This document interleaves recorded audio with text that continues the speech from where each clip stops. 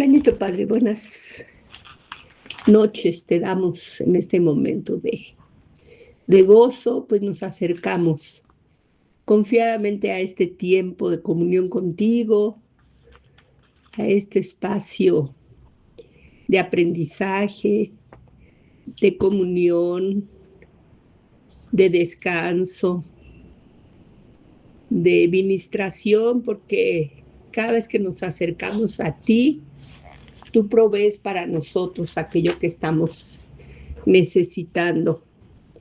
Así te entregamos nuestro tiempo, nuestra disposición, preparamos nuestro corazón, nuestra mente para recibir de ti lo que tienes para nosotros. Invitamos a nuestro Maestro, al Espíritu Santo, a que se mueva con libertad en medio de nosotros y que impida cualquier cosa que se oponga a su Santo Espíritu. Queremos solamente recibir palabra y ministración de parte tuya por medio del Espíritu Santo que nos guía a toda verdad.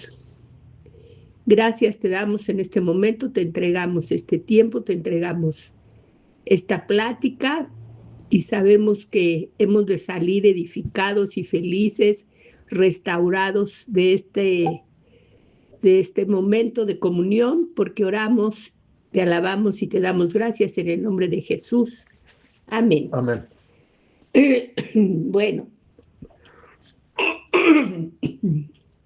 hoy vamos a tratar una porción de la Biblia a la que normalmente no se le presta mucha importancia porque solamente es parte de la narrativa de lo que el pueblo de Dios hizo en su caminar de Egipto a la tierra prometida. Pero como vemos en toda la palabra de Dios, hasta lo más mínimo tiene enseñanza para nosotros, para nuestra vida, para el tiempo de hoy. Así nos vamos a remitir al libro de Éxodo en el capítulo 15 y lo que vamos a analizar el día de hoy, a platicar, está entre los versículos 22 y 26. Estamos hablando de muy pocos versículos, pero que como en todas las oportunidades en que nos acercamos a buscar los detalles, desde luego que encontramos muchísimos detalles allí que traen algo en qué pensar. Y empieza, bueno, quiero ponerlos un poco en antecedente, y resulta que en el Éxodo, a partir de los capítulos del 5 al 13, se mencionan las plagas. El pueblo de Dios vio esas plagas, no las vivió porque Dios los guardaba, solamente caían sobre los egipcios. En el lugar donde estaban el pueblo de Dios, no llegaban las plagas. Eso desde luego los debe de haber impactado porque no habría una razón lógica para que animales y insectos y plagas respetaran un lugar cuando arrasaban con todo lo demás. También este proceso de las plagas los lleva a obtener su liberación. En el capítulo 14, ya que abandonaron Egipto, los persigue el faraón y los acorrala con sus carros de guerra contra el mar, y entonces Dios abre el mar para ellos, el Mar Rojo, y cruzan. Debe ser algo impresionante. En un momento vernos perdidos al segundo siguiente se abre una oportunidad para nosotros, una oportunidad sobrenatural, como era que el mar se abriera para que ellos pasaran. Pasan y enseguida los carros dicen, pues ya está abierto el mar, ellos ya pasaron, nosotros también vamos a cruzar y los vamos a atacar. Pero en eso Dios cierra el mar y ahoga a los egipcios. Entonces vemos otra gran maravilla.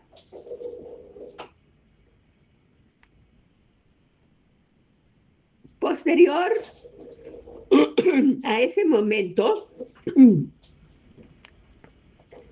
antes de lo que vamos a ver que está en el capítulo 15 a partir del versículo 22, en el mismo capítulo 15, pero en su inicio de los versículos 1 al 21, vemos que todo el pueblo unánime entona un cántico de adoración y gratitud. Y a lo largo de ese cántico, pues dicen muchísimas de las cosas que han visto de parte de Dios, y entonces le ponen muchos apelativos y hablan mucho de las maravillas que hizo y de lo que esperan todavía, porque hablan de cómo los introducirá en la tierra prometida, etcétera. Pero entonces en este cántico a él lo llaman varón de guerra, poderoso, ¿quién como tú, terrible en maravillosas hazañas, hacedor de prodigio, quien reinará eternamente y para siempre? Entre, como les digo, muchas otras cosas que dice que todos los pueblos le temerán porque conocerán de sus obras y todo eso. Un cántico pues bastante largo de 21 versículos. Y ahora nos vamos a remitir a solamente 5 versículos que suceden inmediatamente después de ese momento de reconocimiento del pueblo hacia las maravillas y prodigios que Dios había hecho con ellos. Entonces vemos que en el versículo 22 Moisés les hace la instrucción de cruzar, bueno, ya cruzaron el Mar Rojo, ya vieron que se acabaron los egipcios, y entonces la siguiente acción de Moisés es que llevarlos a través del desierto. En su caminar por ese desierto pasa un día, pasan dos, y al cabo de 3 días ellos no habían encontrado agua en su camino, pues estamos hablando de un desierto. Cuando en el versículo 23 se relata que llegaron a un lugar donde sí había aguas, pero estas aguas eran muy amargas, tan amargas que no se podían beber. Y a causa de esas aguas amargas, al lugar lo llaman Mara, que significa amargura. Entonces, en el versículo 23 se relata cómo llegan a ese lugar y a pesar de que hay agua, no la pueden beber. Imagínense ustedes la desilusión de estar sedientos, encontrar un lugar con agua y ver que no se pueden beber. Pero entonces el pueblo empieza a murmurar contra Moisés y acaban reclamándole, diciéndole, ¿y ahora qué vamos a beber? Y sabemos que después de varios días de no beber, pues el cuerpo ya no funciona bien, y entonces pues hay un peligro de muerte por falta de agua. Moisés, en su postura de líder de este pueblo, clama a Jehová, y Jehová le muestra un árbol. Podríamos decir, pues, está muy bien, pero ¿qué vamos a hacer con un árbol? Pero conociendo Moisés que la dirección de Dios siempre tiene un propósito, toma ese árbol y lo arroja en las aguas amargas. Y el hecho de que el árbol entrara en esas aguas amargas endulza las aguas de tal manera que ya las pueden beber y reconstituir su cuerpo y sentirse bien. Estando allí, Jehová les da estatutos y ordenanzas y dice la palabra que allí los probó. Esto de que allí los probó no se refiere a que les hiciera algo especial, sino que les presentó una opción, como siempre lo hace Dios, en la cual el hombre tiene la oportunidad de elegir. Y esos estatutos y ordenanzas decían, a partir del versículo 26, si oyeres atentamente la voz de Jehová tu Dios, e hicieres lo recto delante de sus ojos, y dieres oído a sus mandamientos, y guardares todos sus estatutos. No te enviaré ninguna enfermedad de las que envié a los egipcios, porque yo soy Jehová, tu sanador. Y bueno, ahí termina esta pequeña porción de el momento en que el pueblo se encuentra en este lugar llamado Mara por las aguas amargas. ¿Por qué estamos en este momento nosotros tratando de encontrar qué significado tuvo todo esto?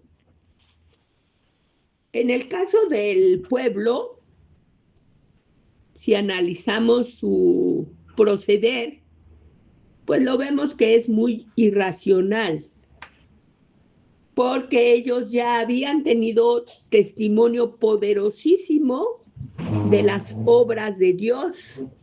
Ya habían visto cómo, aunque hubiera plagas y mortandad, Dios los guardaba a ellos.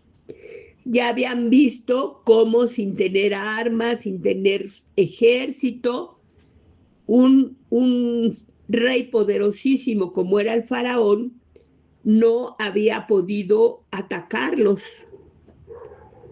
Ya habían visto cómo Dios usaba aún un hecho increíble como el abrir el mar para librarlos de una muerte segura.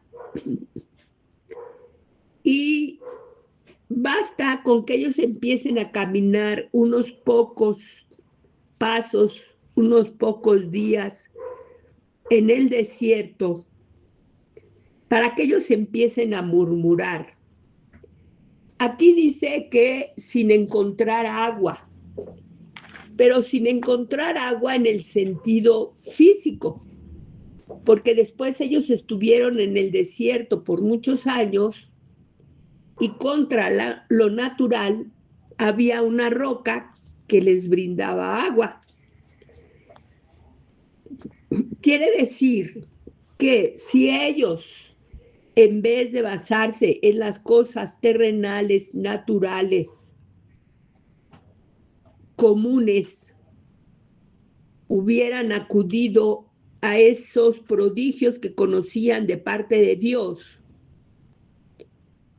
no hubieran padecido ni siquiera esos 3 días de sed. Entonces, su carencia más que nada estaba basada no de parte de Dios, sino de parte de su acondicionamiento mental, de lo que ellos esperaban, de lo que ellos pensaban, de lo que buscaban y no lo encontraban en lo natural. Así llegaron a un lugar que de manera natural sí tenía agua, pero que no eran aguas aptas para beber. En ese momento, ellos ya piensan que de manera natural, de manera física, de manera terrenal, ya no hay nada que puedan hacer porque ya desfallecen por la sed y esas aguas no se pueden beber. Ya no están dispuestos a seguir avanzando en el desierto y ya ven una muerte inminente. Y en ese momento se dan cuenta y se acuerdan que tienen un líder que hasta ahora ha estado trayéndoles toda la información de parte de Dios que ha funcionado en favor de ellos.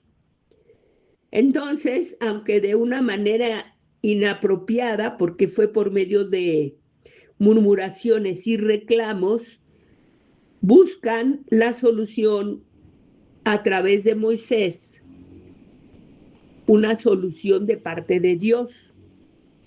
Y entonces Moisés clama, se contacta con Dios presentándole su necesidad, y Dios siempre que le presentamos una necesidad responde, pero responde con cosas que a veces nos parecen antinaturales, ilógicas. Y así en esta ocasión él dirige a Moisés a lanzar un árbol y de esa manera endulzar esas aguas amargas. Entonces, ahí Dios, ese momento, les hace ver que ellos tienen muchísimo a favor colocándose en el mundo espiritual, no haciendo lo terrenal. Y para que no les quede duda, Dios se los habla con toda claridad y entonces les da sus mandamientos y sus estatutos.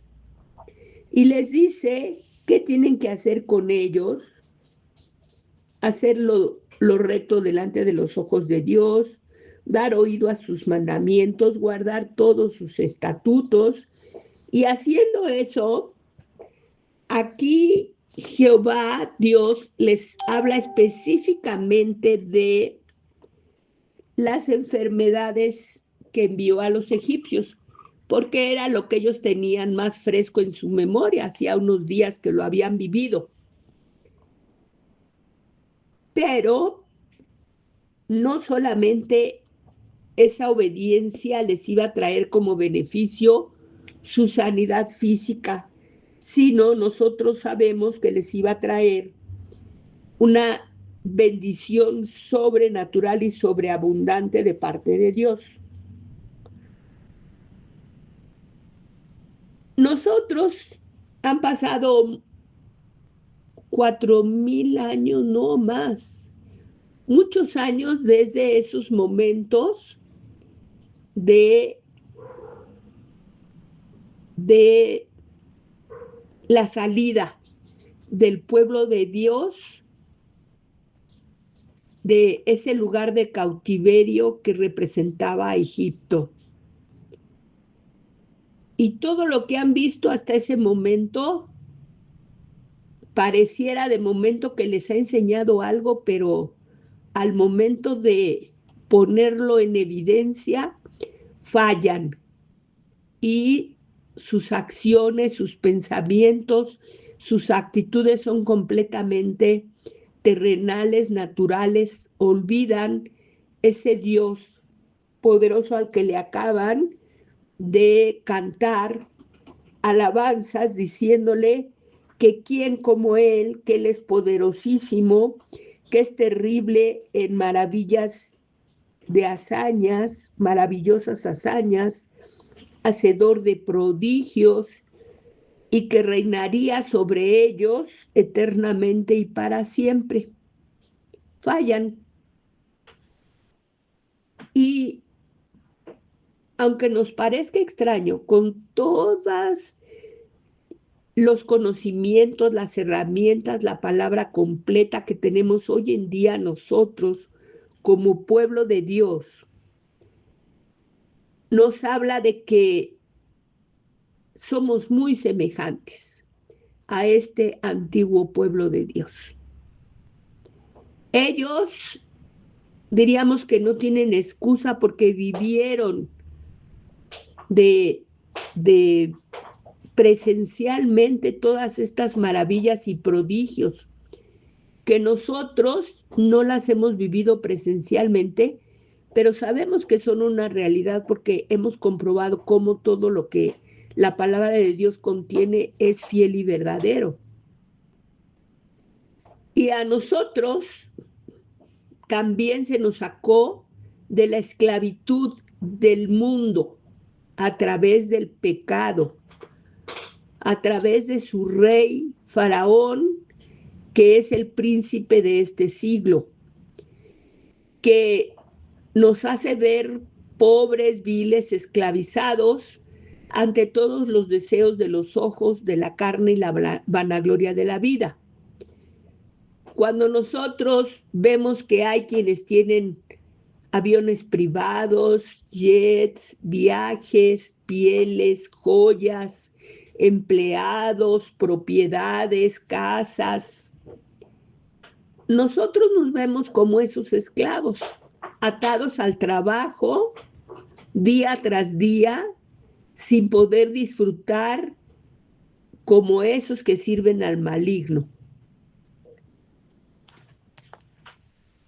Y también Dios hace maravillas ante nuestros ojos, no las de las plagas, pero las de hacer que nuestros recursos se multipliquen, sean fructíferos, lleva la paz a nuestras casas, lleva armonía, cambia nuestra vida de una vida angustiosa y desordenada a una vida de paz, de abundancia, de tranquilidad, libre de angustias.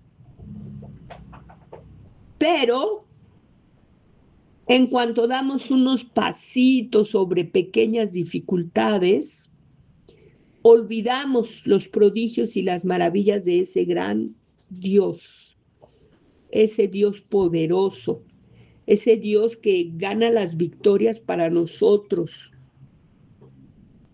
Y entonces empezamos a buscar en nuestros recursos materiales. Y en lo material, en esta vida en realidad, ni está a nuestro alcance, y cuando lo tenemos no sabemos qué hacer con ello.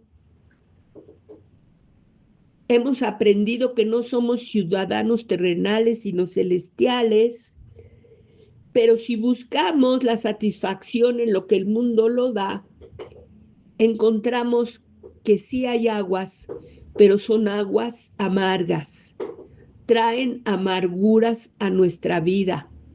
Todo lo que el mundo ofrece trae amargura. ¿Cuántas veces invertimos un fruto de un gran esfuerzo para juntar una cantidad y comprar algo? Puede ser desde ropa, un vehículo, y nos vemos defraudados por la calidad, por el servicio. Y entonces esa bendición se convierte en amargura para nosotros.